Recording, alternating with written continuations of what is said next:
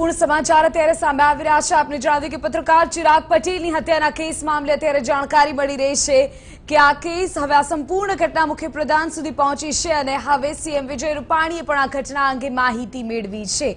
જાણકારી મળી રહી છે કે પત્રકારના શંકાસ્પદ મોતની ઘટનાને લઈને જે અત્યારે હવે કોઈ કચાશ નહીં રાખવામાં આવે તપાસમાં તેવી સૂચના પણ મુખ્યપ્રધાને આપી દીધી છે। મુખ્યપ્રધાન કાર્યાલય સુધી આ સંપૂર્ણ ઘટના પહોંચી હોવાની જાણકારી છે। પૂરી વિગતો આપી રહ્યા છે અમારા સંવાદદાતા અનિલ પટેલ। અનિલ, જાણકારી મળી રહી છે કે સીએમ સુધી હવે આ સંપૂર્ણ બાબત પહોંચી છે। શું આદેશો સીએમ તરફથી અત્યારે અપાયા છે? ખાસ કરીને જ્યારથી આમ તો 3 દિવસની સમગ્ર ઘટના યુવા પત્રકાર ચિરાગ પટેલના અપમૃત્યુ અંગે ભારતીય જનતા પાર્ટી સંવેદના વ્યક્ત કરીને દુઃખ વ્યક્ત કરે છે। તેમના પરિવારની અને પત્રકાર જગતની લાગણી સાથે ભાજપની લાગણી પણ સમાયેલી છે। એમના પરિવારને પણ ન્યાય મળશે એ માટે સરકાર કટિબદ્ધ છે। સમગ્ર ઘટનાની તપાસ ચાલુ છે। મુખ્યમંત્રી શ્રી વિજયભાઈ રૂપાણી અને ગૃહ રાજ્યમંત્રી શ્રી પ્રદીપસિંહ જાડેજાએ પોલીસ તંત્રને કડક સૂચના આપી છે। ભાજપ વતી પ્રવક્તા તરીકે અને પાર્ટીના પ્રમુખ શ્રી જીતુભાઈ વાઘાણીએ પણ સંવેદના વ્યક્ત કરીને દુઃખ વ્યક્ત કર્યું છે। આ ઘટનાના મૂળ સુધી પહોંચવામાં આવશે અને જે પણ દોષિત હશે એની સામે આ સરકાર કડકમાં કડક કાર્યવાહી કરશે।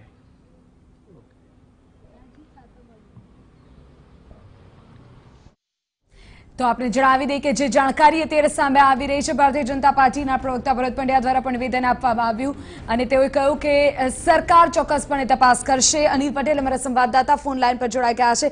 અનિલ, હવે તો સરકાર તરફથી પણ પ્રવક્તાએ નિવેદન આપી દીધું છે કે સરકાર કાર્યવાહી માટે કટિબદ્ધ છે, પરંતુ સવાલ એ છે કે આટલા દિવસો વીતી ગયા છે, હજુ સુધી કોઈ કડી હાથ લાગી નથી।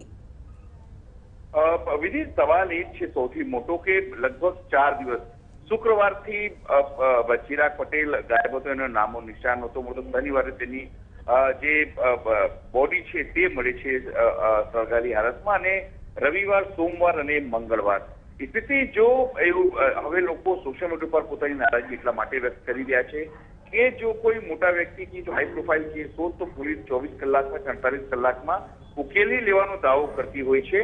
જાબાજ પોલીસ અને ગુજરાતને એવું વિરુદ્ધ વારંવાર આપવામાં આવે છે મોટા અઘરા કેસો સોલ્વ કરવામાં। ત્યારે આવા કેસમાં કેમ પોલીસ શું પૂરતો પ્રયત્ન નથી કરી રહી, એ સવાલોને લઈને આજે જે ચિરાગ પટેલનો પરિવાર છે તે જે ગૃહ રાજ્ય પ્રધાનના કાર્યાલય અને જે મુખ્ય પ્રધાનના કાર્યાલય જવાનો છે। પણ સૌથી મોટી વાત જે રીતે હવે સોશિયલ મીડિયા પર કેમ્પેન અને પત્રકારોનો જે રોષ છે તેને લઈને સીએમ પોતે એક્શનમાં છે અને એમણે જે સીએમઓને સૂચના આપી છે કે કારણ કે જે ગૃહ મંત્રાલય છે, ગૃહ વિભાગ છે તે કેબિનેટ કક્ષાનો સ્વયં સીએમ પાસે છે અને એટલા માટે હવે તેઓ પોતે એનો ફોલોઅપ લઈ રહ્યા છે અને જે પોલીસ અધિકારીઓ છે, ડીજીપી છે, તેમણે સૂચના આપી છે કે આ કેસમાં કોઈ પણ પ્રકારનો કચાશ ન રાખવામાં આવે, કોઈ પણ રીતે કમસે કમ તો કારણ શોધવામાં આવે કે કયા કારણોસર આ તમામ પ્રકારની જે અનિચ્છનીય ઘટના છે તે ચિરાગ પટેલ સાથે બની છે। અને એટલા માટે જ એવું માનવામાં આવે છે કે સમગ્ર કેમ્પેનમાં સોશિયલ મીડિયાથી માંડીને TV9ના કેમ્પેનને હવે ધીરે ધીરે ગંભીરતાથી સરકાર પોતે લઈ રહી છે અને બીજેપીના પ્રવક્તા હોય કે પછી સરકારના જે સીએમ કાર્યાલયના અધિકારીઓ છે આ મામલે હવે સક્રિય થયા છે। બિલકુલ, જે પ્રકારે અનિલ અત્યારે જાણકારી મળી રહી છે, સીએમ રૂપાણીએ તપાસના આદેશ આપી દીધા છે। એક તરફ સોશિયલ મીડિયામાં પણ એક કેમ્પેઇન ચાલી રહ્યું છે। સાંજે 6 વાગ્યા આસપાસ પોલીસ દ્વારા પત્રકાર પરિષદ થશે તેવી પણ જાણકારી છે। આશા રાખી શકાય કે કોઈ નક્કર બાબત હવે પોલીસ રજૂ કરશે, કડી રજૂ કરશે? વિધિ, જે રીતે અત્યાર સુધી પોલીસ તરફથી માહિતી મળી છે એમાં પોલીસ પોતાની ચામડી બચાવવા માટેની એક કવાયત ત્યાં કરશે, જેની અંદર પોલીસે 3 દિવસમાં જ્યારથી એને પાસે કેસ આવ્યો છે એમાં એને શું કર્યું, કેટલા એને પુરાવા મળ્યા, શું કોઈ એને જુબાની આપનાર કોઈ વ્યક્તિ સાક્ષ્ય મળ્યો છે કે કેમ। માનવામાં આવે છે કે નજીકમાં જે જગ્યાએ બોડી મળી હતી ચિરાગ પટેલની બાજુમાં એક મંદિર છે, ત્યાં મંદિરના પૂજારીનું નિવેદન પોલીસે લીધું છે સાક્ષી તરીકે તો એવા પ્રકારની તમામ જે વસ્તુઓ છે પોલીસ પોતાની વાત કે કાર્યવાહી બતાવવા માટે કરશે, પણ એનાથી જે પૂરતું જે ન્યાય મળવું જોઈએ ચિરાગને કદાચ હજુ સુધી તો નથી મળ્યો કહી શકાય, કારણ કે પોલીસ હજુ પણ અંધારામાં દોડી રહી છે, પોતાના તુક્કા લડાવી રહી છે, નક્કર કામગીરી નથી થઈ રહી, અને એટલા માટે જ ચિરાગ પટેલનો જે પરિવાર છે તે નારાજ છે, અને સમગ્ર જે જર્નલિસ્ટ ફેટર્નિટી છે તેમાં એક નારાજગી પ્રવર્તી રહી છે કે લગભગ 4-5 દિવસ થવા છતાં પોલીસ દાવા કરી રહી છે કે તેને તમામ પ્રકારના પ્રયાસ કર્યા છે, તો પછી ક્યાં મામલો ગૂંચવાયો છે? શું તેના સીડીઆર રિપોર્ટ નથી મળી રહ્યા? શું તેનો ફોન જે છે એ લોકેટ નથી થઈ રહ્યું કે ક્યાં છેલ્લી ઘડીએ બંધ થયું હતું? બાકીના એના કોલ ડિટેલમાં કેમ મોડું થઈ રહ્યું છે?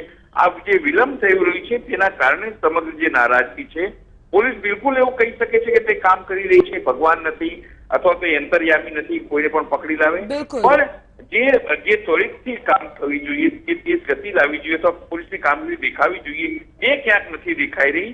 એને લઈને લોકોમાં નારાજગી છે, એને લઈને સવાલ ઉભા થઈ રહ્યા છે. બિલકુલ, અડીલ.